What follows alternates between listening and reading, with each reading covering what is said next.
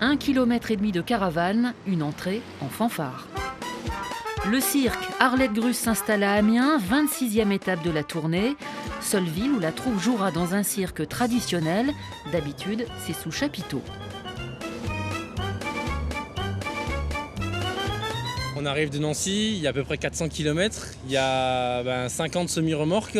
Au-delà de ça, après, il y a encore toutes les caravanes des artistes qui sont, on doit compter à peu près encore une trentaine de convois supplémentaires simplement pour le logement. C'est 130 personnes qui se déplacent et c'est aussi une cinquantaine d'animaux qui se déplacent aussi de ville en ville. Gigantesque, l'installation va prendre 2 jours et 2 nuits, mais au bout de 30 ans, l'organisation est rodée.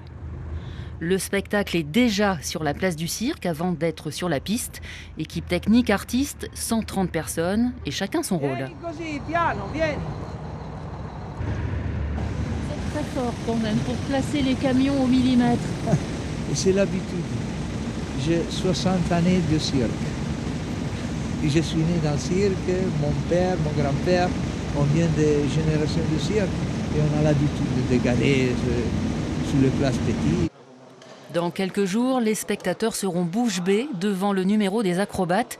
Il faut l'être aussi pour monter le son, la lumière, les trapèzes dans la coupole de ce cirque qui a vu le cirque Arlette Grus démarrer en 87, mais aussi tellement d'artistes.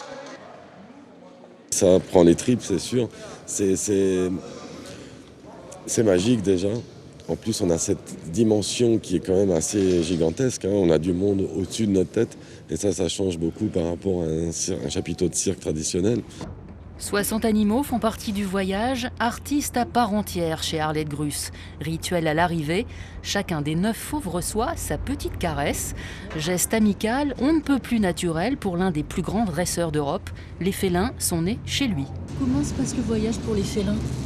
Pour eux, assez bien. Ils dorment, ils n'ont pas de soucis. Pour eux, rien ne change par rapport à quand on est sur place. Sauf que la remorque bouge un petit peu, mais à part ça, ils dorment. Ils n'ont aucun souci. Et alors, il y a des précautions particulières ? Pas vraiment. Beaucoup de sueur, beaucoup de paille pour qu'ils soient bien confortables, qu'ils peuvent faire sur leur petit nid.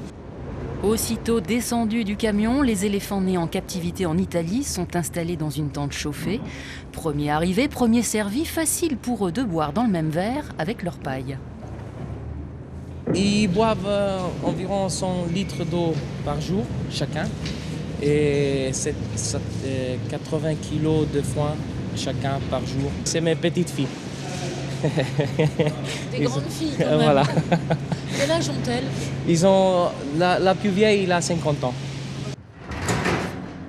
Spectacle à lui seul, à 2 pas du centre-ville, derrière le cirque, le repas des lions, des tigres et des ligrons.